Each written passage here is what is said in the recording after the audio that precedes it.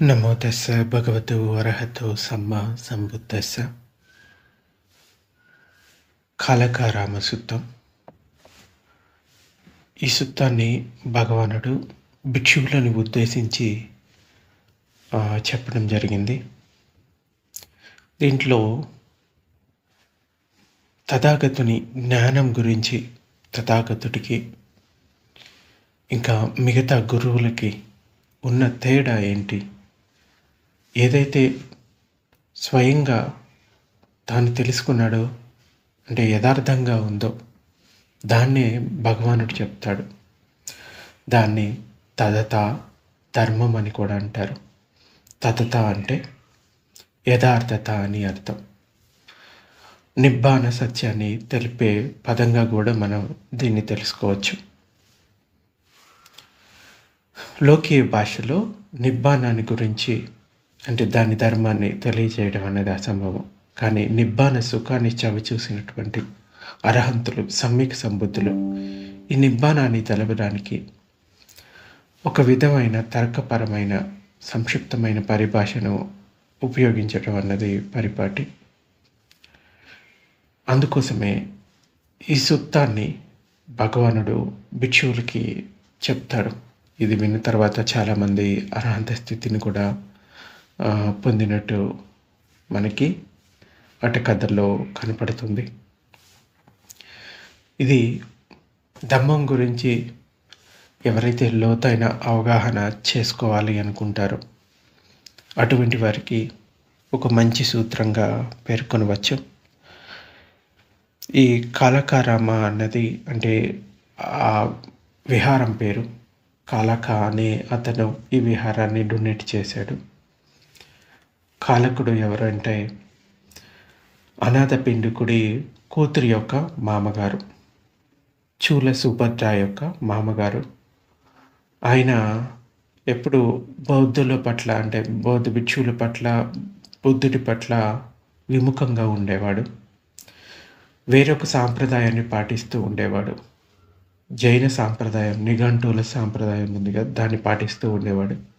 ఒకరోజు ఈ చూల సుభద్ర మామగారికి ఎలాగైనా మేలు చేయాలి అనుకొని భిక్షు సంఘాన్ని ఇంకా భగవాను వాళ్ళ ఇంటికి భోజనానికి ఆహ్వానిస్తుంది. భోజనానంతరం భగవానుడు ఒక ధర్మోపదేశం చేస్తాడు. ఆ ధర్మోపదేశం విన్న తర్వాత ఈ కాలకుడు శ్రోతాపత్తి ఫలాన్ని పొందుతాడు. ఆ తర్వాత భగవానుడి పట్ల శ్రద్ధ పెరుగుతుంది.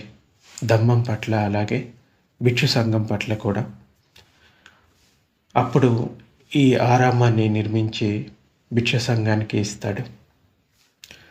అయితే అక్కడ ఉండే భిక్షువులు భగవానుడి యొక్క లోతైన జ్ఞానాన్ని గురించి మాట్లాడుకుంటూ ఉంటారు. ఒక్క సందర్భంతో, ఒక్క ధర్మోపదేశంతో భగవానుడు వాళ్ళలో చాలా మార్పు తీసుకొచ్చారు. అంటే కొన్ని సందర్భాల్లో చూస్తే ఒక్క సుత్త వినిపించగానే వాళ్ళు శ్రోతాపన్నులు అవుతారు.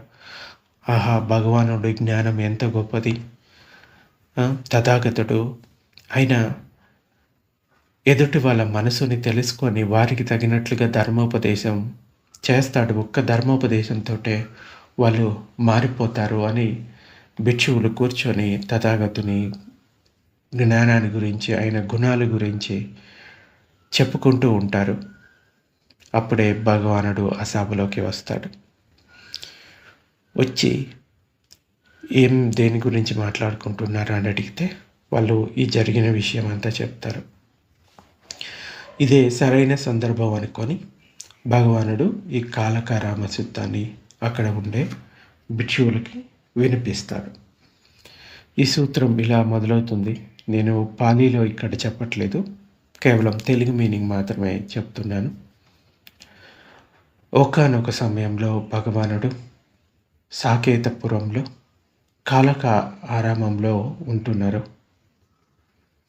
అక్కడ భగవానుడు భిక్షువులను ఉద్దేశించి భిక్షువులారా అన్నాడు. బదంత అని, అంటే బంతే అని వాళ్ళు కూడా ఆ భిక్షువులు బదులు పలికారు. భగవానుడు ఇలా చెప్పారు. భిక్షువులారా, లోకాలలోని దేవతలు, మారులు, బ్రహ్మదేవతలు, ఇంకా సమన బ్రాహ్మణులు, ఇంకా దేవమానవులు, సమస్త ప్రాణులు, వీరందరూ లోకంలో కన్నది, విన్నది, అంటే ఈ ఇంద్రియాలతో గ్రహించింది. కంటితోటి రూపాన్ని చూస్తాడు, చెవులతోటి శబ్దాన్ని, అలాగే ముక్కుతోటి వాసనలు, నాలుగుతోటి రుచులు, ఈ చర్మంతోటి స్పర్శలు, అలాగే మనసులోని దమ్మాలు. వీటిని కన్నది, విన్నది, ఇంద్రియాలతో గ్రహించింది అని చెప్తున్నాడు. అలాగే ఈ విజ్ఞానంతో తెలుసుకున్నది, అన్వేషించినది, మనసుతో పరీక్షించి తెలుసుకున్నది మొత్తం అంతా నాకు తెలుసు. అంటే ఈ విశ్వంలో ఉండే, ఈ లోకాలలో ఉండే దేవతలు, లేకపోతే మిగతా ప్రాణులు, వాళ్ళంతా తెలుసుకున్న జ్ఞానం అంతా కూడా నాకు తెలుసు. అంటే ఈ ఇంద్రియాల ద్వారా తెలుసుకున్న జ్ఞానం అంతా నాకు తెలుసు. ఒకానొక సందర్భంలో భగవానుడు చెప్తాడు, ఒక అడవిలో ఒక గుప్పెడి ఆకుల్ని చేత్తో పట్టుకొని ఆనందుని అడుగుతాడు, లేకపోతే భిక్షువులను అడుగుతాడు, భిక్షువులారా, ఈ చేతిలో ఉన్న ఆకులు ఎక్కువ, లేకపోతే ఈ అడవిలో ఉన్న చెట్లకి ఉన్న ఆకులు ఎక్కువ అని అడిగితే, ఈ చెట్లకు ఉన్న ఆకులే ఎక్కువ బంతే అని చెప్తారు.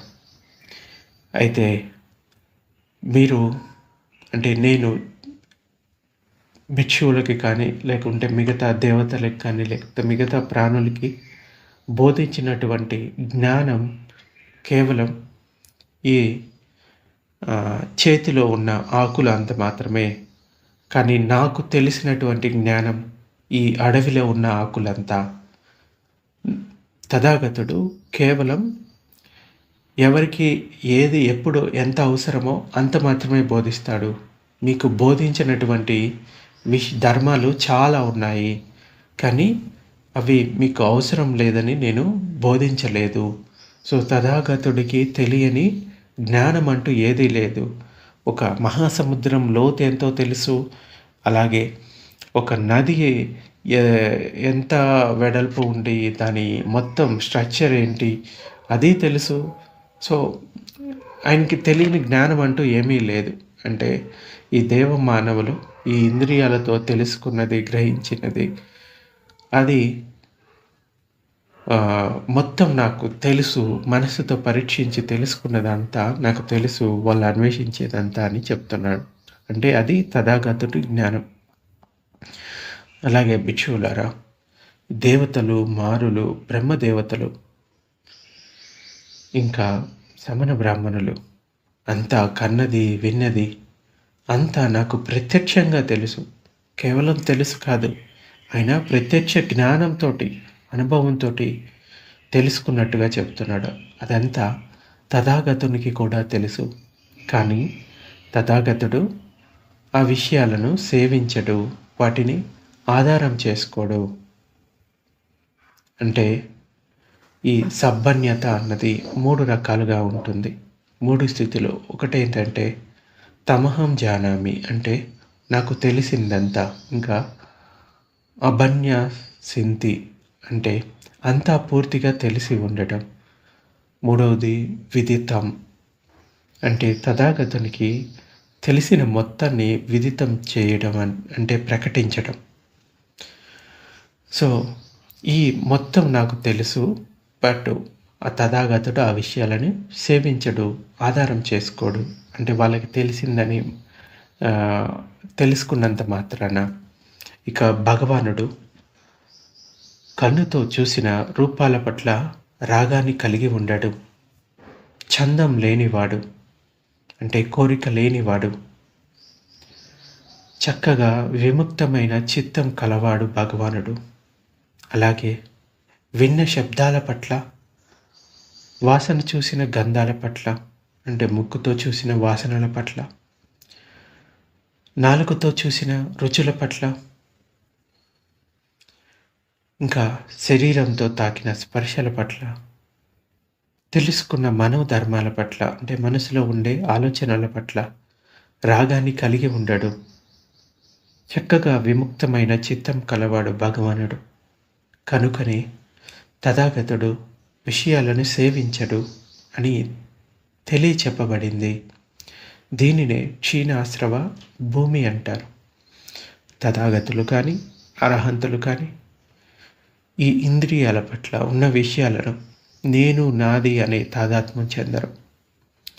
కేవలం వేదనను చూస్తారు అంతే. సో ఈ ఇంద్రియాల వాటి ధర్మాల పట్ల ఎటువంటి తాదాత్మ్యం చెందరు. ఇక భిక్షువులారా, దేవతలు, మారులు, బ్రహ్మదేవతలు, ఇంకా శ్రమణ బ్రహ్మణులు, కన్నది, విన్నది, ఇంకా మిగతా ఇంద్రియాలతో తెలుసుకుంది, ఈ ప్రపంచంలో కన్నది, పరీక్షించి మనసుతో తెలుసుకున్నది అంతా నాకు తెలుసు అని నేను చెప్తే అది నా పక్షాన అబద్ధం చెప్పినట్లు అవుతుంది, మోసం అవుతుంది. నాకు తెలీదు అని చెప్పకపోవడం సత్యభూమిక. భిక్షువులారా, దేవతలు, మారులు, బ్రహ్మదేవతలు, ఇంకా పైవలే కన్నది, విన్నది, ఈ ప్రపంచంలో కన్నది, మనసుతో పరీక్షించినది అంతా నాకు తెలియదు, అదంతా నాకు అజ్ఞాతం అని చెప్పినా అది నా పక్షాన దోషమే అవుతుంది. అది నాకు కలత లాంటిది, దోషం లాంటిది. ఈ లోక ధర్మాలకు, దుఃఖ ఆవరణకు ఆవలనున్న సత్యభూమి గురించి తెలియచెప్పడానికి భగవానుడు పై విధమైన లాజిక్ని ఉపయోగించాడు. అంటే దిట్ట మతం అని దారు చివర దారియ బాహ్య కథలో భగవానుడు సూక్ష్మమైన బోధ. కేవలం చూడటమే, అంటే చూసిన దాన్ని చూడటం వరకే ఆగిపో, ఆపై ముందుకు ఆరంభించుకు అనే భావన. అంటే కంటితోటి రూపాన్ని చూశాడు అంటే కేవలం చూడడమే, అంతకుమించి డీటెయిల్లోకి వెళ్ళకూడదు. ఇక ఆరంభించడం అంటే చూసిన రూపాలను పోల్చుకోకుండా ఆగిపోవడం. పోల్చుకోవడం దుఃఖం, పోల్చుకోకుండా ఉండడం ప్రజ్ఞ. పోల్చుకునే సంజ్ఞను ఉపేక్షతో ప్రజ్ఞగా మార్చుకోవడమే అనారంభం. అంటే కేవలం ఈ ఇంద్రియాల సంపర్కంలోకి వచ్చిన విషయాలు ఏవైనా కానీ కేవలం చూడడమే, వినడమే, వాటి పట్ల ఉపేక్ష కలిగి ఉండటం, సమతతోటి ఉండటం, ఆ ఉపేక్షతో ప్రజ్ఞగా మార్చుకోవడమే అనారంభం. అప్పుడు ఆ తర్వాత తలెత్తే ఈ వేదన స్కందం కూడా ఉపేక్ష వలన సంస్కార స్కందానికి కావలసిన ఆహారాన్ని సమకూర్చదు. అప్పుడు ఈ సంస్కార స్కందం నిర్వీర్యమవుతుంది. క్రమంగా పటిచ్చ సముత్పాద భవచక్రం ఆగిపోతుంది. ఇలాగే మిగిలిన ఇంద్రియ విషయాల్లో కూడా జరుగుతుంది. కనుకనే తథాగతుడు సేవించడు అని చెప్పబడింది. ఇక జనులు చూసినదంతా కూడా తథాగతుడు చూశాడు.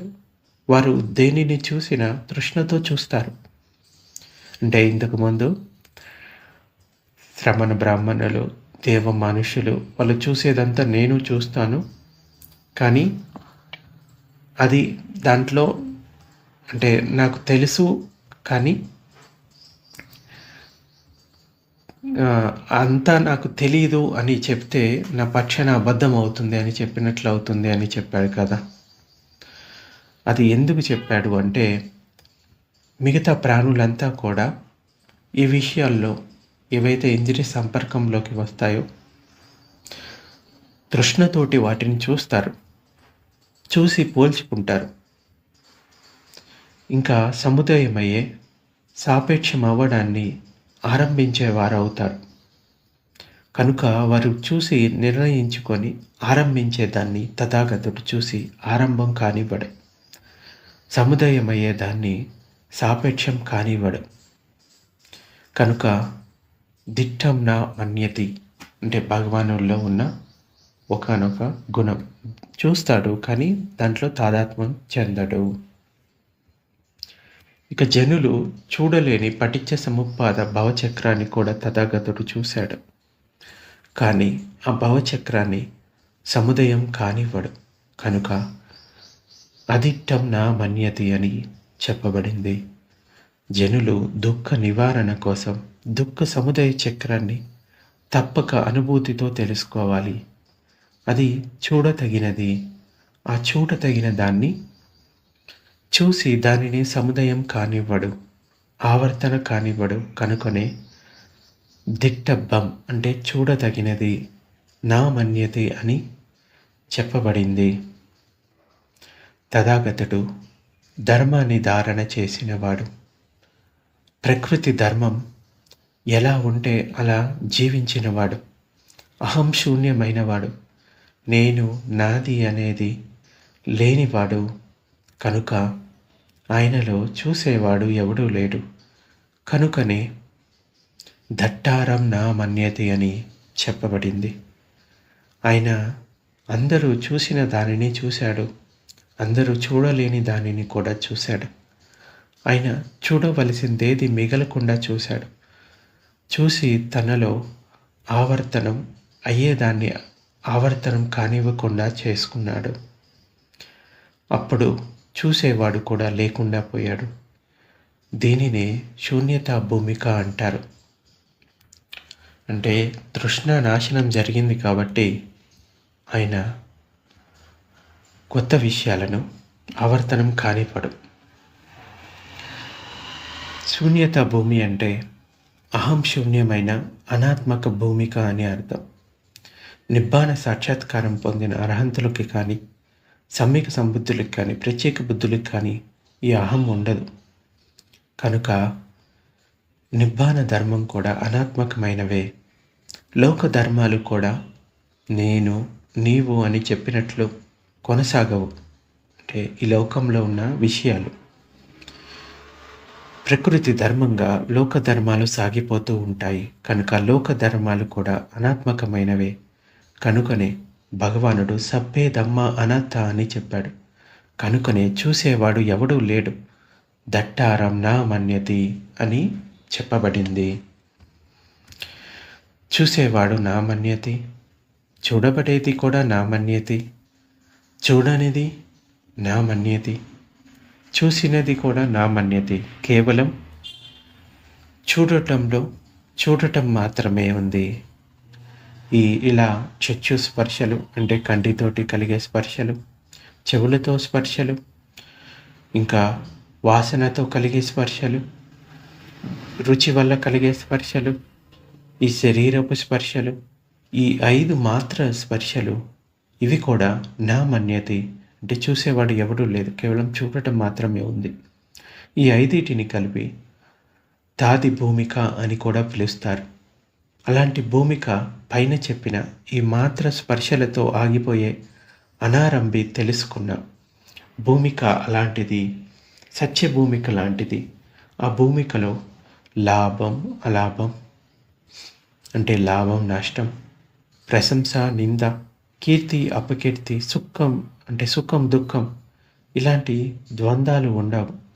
అలాంటి దానికన్నా శ్రేష్టతరమైనది, గొప్పది మరేది లేదని భగవానుడు ప్రకటించాడు. ఇలా అహం లేని శూన్యత భూమిని సత్యకథా భూమి అని లేకపోతే సత్యభూమిక అంటారు. సాక్షిగా దర్శించే సత్యభూమిక. కన్ను, ముక్కు, నాలుక, ఇంకా శరీరం, చెవి, ఈ ఇంద్రియాలతో నా మన్యత కనుక నిబ్బానాన్ని మాటలతో చెప్పలేరు. కనుకనే దాతి భూమిక అని చెప్పబడింది. ఇలా ఉండదు అని మాత్రం చెప్పగలరు.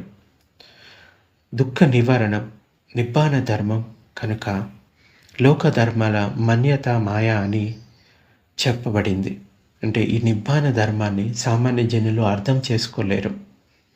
ఈ దుఃఖ నివారణని దాన్ని అనుభవపూర్వకంగా తెలుసుకున్నప్పుడే దాని విషయాన్ని అర్థం చేసుకోగలుగుతారు. సామాన్య జనులు అర్థం చేసుకోలేరు చెప్పినంత మాత్రాన దాని అనుభవాన్ని. ఇక మనోధర్మాల లోకమంతా నా మన్యత అని చెప్పబడింది. అనిత్యం అని చెప్పబడింది. పరిణామం చెందే లోకంలో ఏది శాశ్వతం కాదు కనుక ఈ లోక ధర్మాలు నా మన్యత అని చెప్పబడింది. ఈ లోక ధర్మాలకు దుఃఖ ఆవరణకు ఆవలనున్న సత్యభూమి అంటే నిబ్బాన స్థితి గురించి తెలియచెప్పడానికి భగవానుడు పై విధమైన లాజిక్ని ఉపయోగించాడు. తెలిసిన దానిని తెలియచెప్పడానికి భాష లేదు కనుకనే భగవానుడు ఆ సత్యభూమికి మార్గం చెప్తాడు, కానీ అంటే నిబ్బానాన్ని పొందడానికి మార్గం చెప్తాడు, కానీ దాని నకారార్థ ధర్మాలు చెప్తాడు, కానీ దానిని వర్ణించే భాషతో తెలియచెప్పడం సాధ్యం కాదు ఈ నిబ్బానం గురించి. కనుక తెలుసు అని చెప్పడు, ఆ సత్యభూమిని అనుభూతి పొందాడు కనుక తెలియదు అని చెప్పడం మోసం అవుతుంది అని చెప్తాడు. తెలుసు తెలియదు అని చెప్పడం కూడా సత్య దూరం అవుతుంది. ఈ 6 ఇంద్రియాల ద్వారా అందరూ తెలుసుకున్నది తనకు తెలుసు అంటే మోసం అవుతుంది.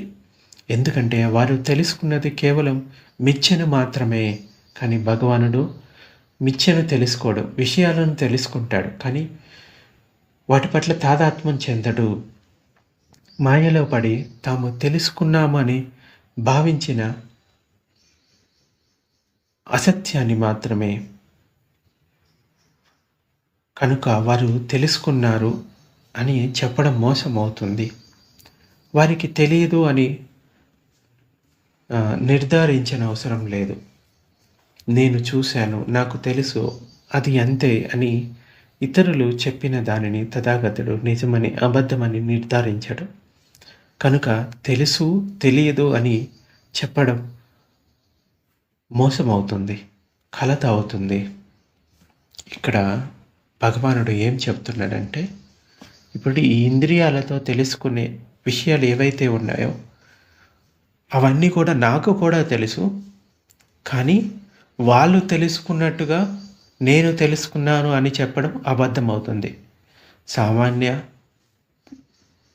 ప్రాణులు వాళ్ళు తెలుసుకునేది ఈ తృష్ణతోటే తెలుసుకుంటారు, కానీ తథాగతుడు ఆ తృష్ణతోటి తెలుసుకోడు, వాటిలో తాదాత్మ్యం చెందడు. కాబట్టి వాళ్ళు తెలుసుకున్నది నాకు తెలుసు కానీ నాకు తెలియదు అని చెప్తాడు. ఇది చాలా నిగూఢమైన అర్థం అన్నమాట. సో అంచేత ఇది తెలుసు అని చెప్పడం అబద్ధమవుతుంది, తెలియదు అని చెప్పడం అబద్ధమవుతుంది. ఇది అంటే తథాగతుడి అంటే బుద్ధుని జ్ఞానం గురించి చెప్పడం జరుగుతుందన్నమాట. భిక్షువులారా, దేవతలు, మారులు, బ్రహ్మదేవతలు, ఇంకా శ్రమణ బ్రాహ్మణులు వీళ్ళంతా కన్నది విన్నది ఈ ప్రపంచంలో ఈ ఇంద్రియాల ద్వారా తెలుసుకున్నది, మనసుతో పరీక్షించినది అంతా నాకు తెలియదు, అదంతా నాకు అజ్ఞాతం అని చెప్పిన అది నా పక్షాన దోషమే అవుతుంది, అది నాకు కలత అవుతుంది. ఈ విధంగా భిక్షువులారా కన్న విన్య సన్యతో తెలుసుకున్న వాటి పట్ల తథాగతుడు స్థిరంగా ఉంటాడు. అలా స్థిరమైన వానికంటే మించిన ప్రణీత తరమైన వాడు మరొకడు లేడని నేను అంటాను. తాము కని విని లేదా సన్యతో తెలుసుకున్నటువంటి దేనినైనా తెలుసుకొని, అంటే కన్ను ద్వారా తెలుసుకున్న రూపం ఏదైనా, అలాగే చెవి ద్వారా విన్న శబ్దం ఏదైనా, ఆయా మాత్ర స్పర్శలకు ఉపాదానం చెంది తెలుసు అని చెప్పిన దాని గురించి చెప్తున్నాడు. ఇక నిగ్రహం గలవారు అంటే బుద్ధులు కానీ అర్హంతులు కానీ వాళ్ళు ముందుగానే అంటే బోధి పొందినప్పుడే తెలుసుకొని ఉన్నారు కనుక నిజమని అబద్ధమని నిర్ద్వందంగా నిర్దేశించారు. వారు చూసి ఉపాదానం పొంది ఏర్పరచుకున్న అభిప్రాయాలు ముళ్ళను తెలుసని చెప్పరు. అంటే ఈ అభిప్రాయ ముళ్ళను వాళ్ళు తెలుసని చెప్పరు. నాకు తెలుసు, నేను చూశాను, అది అలా ఉంది అని తథాగతులు దేనికి ఉపాదానం చెంది చెప్పరు. ఇతరులు అలా చెప్పిన ఆ మాటలను ముళ్ళగా భావిస్తారు. ఎవరైతే తృష్ణతో ఉంటారో వారి గురించి ఇక్కడ చెప్పడం జరుగుతుంది. ఇదే సత్యం, మిగిలినదంతా తప్పు అనే దురభిప్రాయాన్ని పిడివాదంగా పాలి పాఠ్యాంశాలలో చెప్పబడింది. కనుక నేను చూశాను, నాకు తెలుసు, అది అంతే అని ఇతరులు చెప్పిన దానిని తథాగతుడు నిజమని అబద్ధమని నిర్ధారించడు. ఐదు రకాల భూములు: క్షీణాశ్రమ భూమి, సభ్యున్నత భూమి, తాది భూమి, సత్యభూమి, శూన్యత భూమి. ఇక్కడ భూమి అంటే ఆ స్థితిని చేరడం. ఇలా భగవానుడు ఈ పంచభూముల ఉపదేశం చేయగా 500 మంది భిక్షువులు, ఇంకా దేవతలు, మనుషులు మార్గఫలాలను పొందారు. ఈ కాలక రామసూత్రం ప్రకారం భిక్షువులరా, దేవతలు, మారులు, బ్రహ్మదేవతలు కన్నది విన్నది, ఈ ప్రపంచంలో పరీక్షించి మనసుతో తెలుసుకున్నది అంతా, జనులు చూసిందంతా కూడా తృష్ణతో చూస్తారు, చూసి పోల్చుకుంటారు. ఇక సముదాయమయ్యే సాపేక్షం అవ్వడాన్ని ఆరంభించేవారవుతారు. కనుక వారు తెలుసుకున్న సమాచారం అంతా సత్యం కాదు. ఆ అసత్యాన్ని ఎవరికి అందించినా అది ఆచరించదగ్గ సమాచారం అవ్వదు. అందుకున్నవాడు అవిద్యతో అందుకున్నట్లు అవుతుంది. అంటే ఎప్పటి వరకు అయితే మనసులో ఉన్న అవిద్య తృష్ణను తొలగించకుండా ఏదైతే సమాచారాన్ని ఇస్తూ ఉన్నాడో, ఈవెన్ గ్రంథాలలో ఉన్న సమాచారాన్ని ఇచ్చినా కానీ దాన్ని అనుభవపూర్వకంగా తెలుసుకోకుండా అవిద్యతోటి ఇదే సత్యము అని దాన్ని పట్టుకొని వేలాడే వాళ్ళ గురించి ఇక్కడ చెప్పడం జరుగుతుంది. అంటే ఎప్పటి వరకైతే ఈ అనుభూతిపరంగా మార్గఫలాలను తెలుసుకోకుండా వాళ్ళు చెప్తారో అప్పటి వరకు అది అవిద్యతోటి చెప్పినట్లే అవుతుంది. ఆ అందుకున్న వాడు కూడా అవిద్యతోటి అందుకున్నట్లే అవుతుంది. కనుక ఈ లోకీయ సమాచారాన్ని అందుకోవడాన్ని బుద్ధుడు నా మన్యతి అని చెప్పాడు. అంటే పరిత్త చిత్త పరిధిలో వారు తెలుసుకున్నదంతా కూడా, అంటే ఈ బుద్ధిపరంగా తెలుసుకోవడం వేరు, అనుభవపరంగా తెలుసుకోవడం వేరు. ఇంటలెక్చువల్గా అంటే పరిత్త చిత్త పరిధి, ఇంటలెక్చువల్గా తెలుసుకుంటారు. అదే తెలుసుకున్నంత మాత్రాన అది సరైన సమాచారం కాదు, సత్యమైనది కాదు. ఆ సమాచారాన్ని అందుకున్నవాడు, అందించినవాడు ఇద్దరు అవిద్యాపరులే. ఇంద్రియాల స్పర్శ వలన కలిగిన సమాచారాన్ని మహత్గత చిత్తం, అంటే intellectual mind, conventional mind. Intellectual అంటే పరిత్త చిత్తం అంటారు, కన్వెన్షనల్ అంటే మహద్గత చిత్తం. అంటే గొప్ప స్థితిని పొందినటువంటి చిత్తాన్ని మహద్గత చిత్తం అంటారు. ఈ మహద్గత చిత్తం వేదనల ద్వారా గ్రహిస్తుంది. ఈ సమాచారాన్ని పరిత్త చిత్తం యథాతథంగా గ్రహించలేదు. అంటే కమ్యూనికేటివ్ అవ్వడం అన్నది సరిగ్గా జరగలేదు. సన్య యొక్క తప్పుడు ఆజ్ఞల వలన తృష్ణ, ఉపాదానం, సంస్కారాలు ఏర్పడుతూ ఉన్నాయి. ఉన్నదానిని ఉన్నట్లు చూసే ప్రజ్ఞ కొరవడటం వలన, అవిద్య వలన, తప్పుగా సమాచారాన్ని గ్రహించడం వలన ఈ భావం అన్నది ఏర్పడుతుంది. భావం అంటే ఇంకొక లోకం. కనుక సమాచారాన్ని అందుకోవడంలో జరిగిన దోషం వలన భావం ఏర్పడుతుంది. అంటే ఈ జ్ఞానాన్ని సరైన విధంగా తెలుసుకోవడం కూడా చాలా ఇంపార్టెంట్. కనుక సమాచారాన్ని అందుకోవడంలో కలిగిన దోషం వలన భావం ఏర్పడుచున్నది. ఈ కమ్యూనికేషన్ స్కిల్ని పెంపొందించుకోవడానికి పరిత్త చిత్తానికి మహద్గత చిత్తపు భాష నేర్పాలి.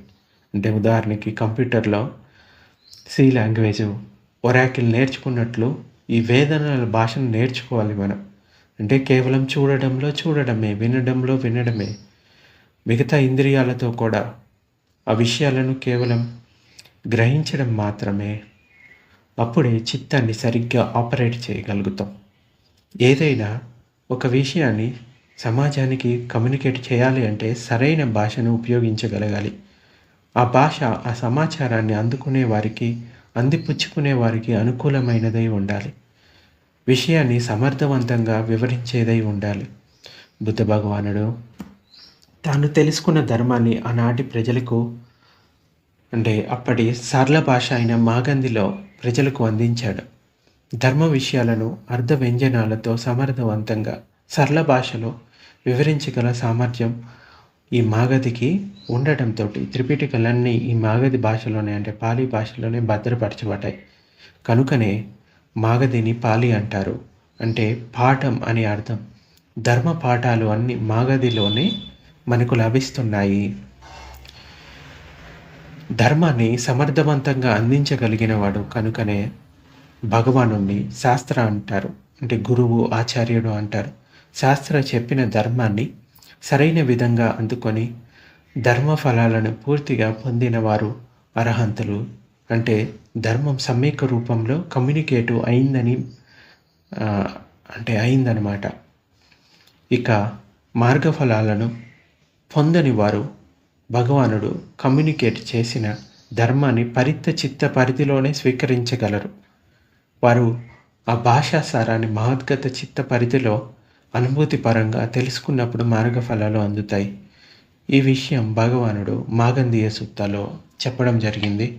ఇంకా మనకి కాలామ సుత్తాలో కూడా ఇలా చెప్తారు భగవానుడు. కాలాములారా, ఏ విషయాన్ని గురించి అయినా విన్నది నమ్మకండి. అది పరంపరకు కానీ, ప్రసిద్ధిగాంచిందని కానీ, గ్రంథాల్లో ప్రాప్తించిందని కానీ, గ్రంథాల్లో ఉందని కానీ, న్యాయం అనిపించిందని కానీ, సుందరంగా ఉందని కానీ, ఇష్టమైనదిగా ఉందని కానీ, సమర్థవంతమైనదిగా ఉందని కానీ, ఇంకా శ్రమణుడు చెప్పాడు అంటే గురువు చెప్పాడు అని కానీ స్వీకరించకండి గుడ్డిగా. కాలామురారా, ఒక విషయం అకుశలమైనది, దోషమైనది, విఘ్నులు నిందిస్తారు అని దీనిని స్వీకరించడం వలన అహితము, దుఃఖం కలుగుతుందని ఎప్పుడైతే మీరు స్వయంగా తెలుసుకుంటారో మీరు దాన్ని సందేహించకుండా వదిలివేయండి. కాలాములారా, ఒక విషయం కుశలమైందని, దోషరహితమైందని, విఘ్నులు ప్రశంసిస్తారు అని దీనిని స్వీకరించడం వలన సుఖం, హితం కలుగుతుంది అని ఎప్పుడైతే మీరు స్వయంగా తెలుసుకుంటారో అప్పుడు కాలాములారా దీన్ని నిస్సందేహంగా స్వీకరించి విహరించండి, ఆచరించండి. భిక్షువులారా, నా మాటలు కూడా నేను చెప్తున్నానని మీరు గ్రహించకండి. అంటే అలాగని వినొద్దు అని కాదు, ఏదైతే విన్నారో దాన్ని పరీక్షించి అనుభవపూర్వకంగా తెలుసుకోమని దీని అర్థం. అంటే జాగ్రత్తగా స్వయంగా పరీక్షించిన తర్వాతే గ్రహించండి అని అర్థం. ఈ సుత్తాలో విన్నది, కన్నది పరంపర నుండి వచ్చిందని కానీ, ప్రసిద్ధిగాంచిందని కానీ, ధర్మ గ్రంథాల్లో ఉందని కానీ, ఏదైనా ఉపాదానం చెంది చెప్పబడిందే కనుక నమ్మవద్దు, స్వీకరించవద్దు. ఉపాదానాన్ని వదిలించే దానిని, దుఃఖాన్ని వదిలించే దానిని స్వీకరించాలి. ఈ ఉపాదానాన్ని, దుఃఖాన్ని వదిలించే దానిని అనుభూతి పరంగా మాత్రమే తెలుసుకుంటాము. కొన్ని ఫిలాసఫీలు ఉన్నాయి, అవి అనుభూతిపరమైన విషయాలను పిడివాదంగా తీసిపారేస్తుంది. ఒకరి అనుభూతి మరొకరి అనుభూతి కన్నా వేరుగా ఉంటుంది కనుక అది శాస్త్రీయం కాదు అంటుంది. ఈ పఠించే సముపాదాన్ని కూడా వారు పిడివాదం అన్న సందర్భాలు కూడా ఉన్నాయి. కానీ ఎవరి దుఃఖం వారిదే. దుఃఖ నిరోధం కూడా అనుభూతిపూర్వకంగా, అనుభూతి పరంగా ఎవరైనా స్వయంగా అనుభూతి పొందాల్సిందే.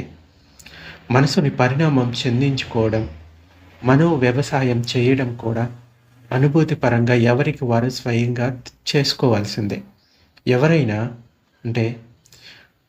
ఎవరికి వారు స్వయంగా దుఃఖ విముక్తులు అవ్వాల్సిందే. ఈ పఠించ సముపాద సిద్ధాంతం బాహ్యంగా చెప్పినది కాదు. ఇది మనసులో తృష్ణ ఏర్పడడానికి గల కార్యకారణ అంశాలను విశదీకరించే సత్య సిద్ధాంతం.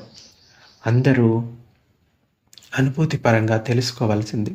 ఎవరు తెలుసుకోలేని ఈ పఠించ సముపాదాన్ని భగవానుడు స్వయంగా దర్శించి మనకు వివరించాడు. ఎవరైతే దీనిని దర్శించుకోరో వారు ఉపాదానం నుండి బయటపడలేరు. కనుక ఉపాదానం చెందని వారు చెప్పిన దాన్ని ఉపాదానం నుండి బయటపడడానికి మనం స్వీకరించాలి. ఈ ఉపాదానం వదిలించుకొని మనకు దేన్ని స్వీకరించాలి అనేది ముందుగా తెలియదు. మన ఉపాదానం మనల్ని అనేక మార్గాల్లో నెట్టివేస్తుంది. ఉపాదానం చెందిన మనసు మాయ చేస్తుంది. అంటే ఈ తృష్ణలో ఉన్న మనసు మనల్ని మాయ చేస్తుంది. ఉపాదానం చెందినవాడు పఠించే సముపాద ధర్మాన్ని పూర్తిగా స్వీకరించడు. దానిలోని కొంత భాగాన్ని స్వీకరించగలుగుతాడు. కానీ ఎవరైతే పఠించ సముపాదాన్ని పూర్తిగా సాక్షాత్కారం చేసుకుంటాడో అతడే దుఃఖ విముక్తిని పొందగలుగుతాడు. కనుక కాలామసుత్తలో చెప్పిన విధంగా అనుభూతి పరంగా తెలుసుకోవడానికి ముందు ఈ ఉపాదానాన్ని వదిలించుకోవాల్సి ఉంటుంది. మనసు మాయను తెలుసుకోవలసి ఉంటుంది. సమ్యక్ దృష్టి అవసరమవుతుంది. సో ఈ విధంగా తథాగతుడు తాను అనుభవపూర్వకంగా తెలుసుకున్న దాన్ని నమ్మమని చెప్తాడు. తాను కూడా స్వయంగా అదే చేస్తాడు. సో ఇది ఈరోజు ప్రవచనం. మిగిలింది రేపు చెప్పుకుందాం.